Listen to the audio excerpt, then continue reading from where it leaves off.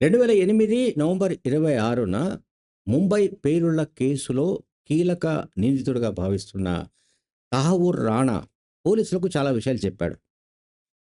26న ముంబైలో బాంబు పేలుడు సంగతి మనందరికీ తెలుసు. తాజ్‌మహల్‌తో తాజ్ హోటల్‌తో సహా అనేక చోట్ల విధ్వంసాలు జరిగాయి. బాంబు పేలుళ్లు జరిగాయి. 170 మందికి పైగా చనిపోయారు. కొంతమంది పోలీసు ఐపీఎస్ అధికారులు కూడా చనిపోయారు. ఈ సంఘటనకు సంబంధించి తాజాగా ఎన్ఐఏ ఒక అనుబంధ ఛార్జ్ షీట్‌ను కోర్టుకు సమర్పించింది.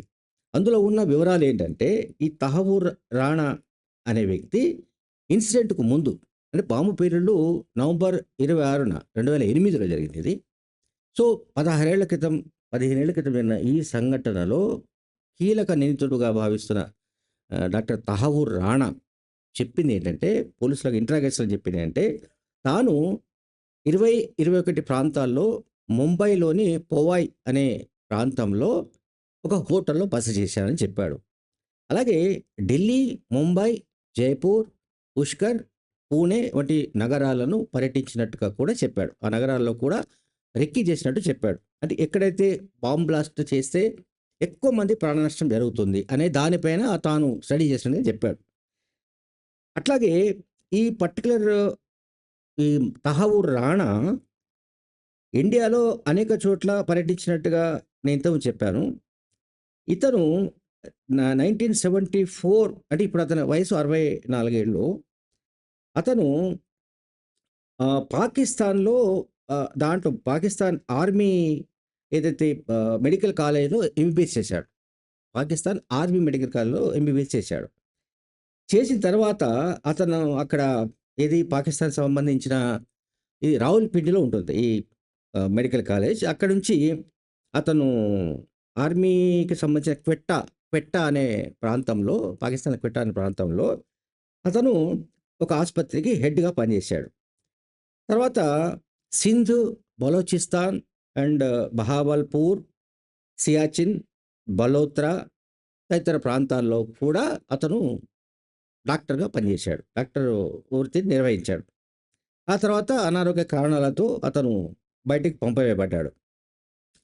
కానీ అతనికి పాకిస్తాన్ మిలిటరీ ఎస్టాబ్లిష్‌మెంట్‌తో సంబంధాలు పెట్టుకున్నాడు.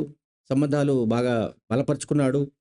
అలాగే అమెరికా సిటిజన్ అయిన ఇంకో అతనెవరు ఈ కేసులో మెయిన్ కాన్స్పిరేటర్ ఎవరు? హెడ్లీ.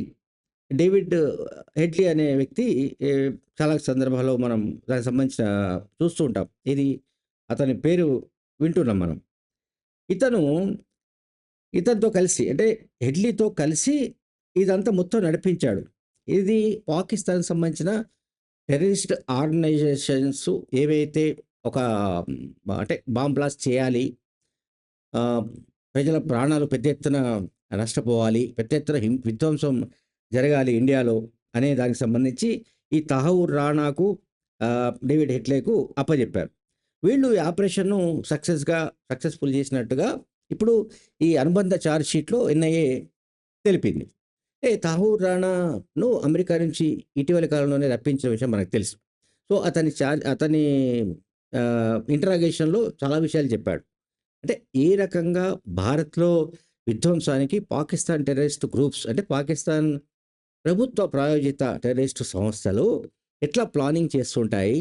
ఏ రకంగా ఆ సమయంలో బాంబ్ బ్లాస్ట్ చేయగలిగారు? అంటే 2008 నవంబర్ 26న జరిగిన బాంబ్ బ్లాస్ట్‌కి సంబంధించిన అనేక కొత్త కోణాలను, గతంలో తెలియని విషయాలను తహవూర్ రాణా ఎన్ఐఏ దర్యాప్తు బృందానికి తెలియజేశాడు. Thank you very much.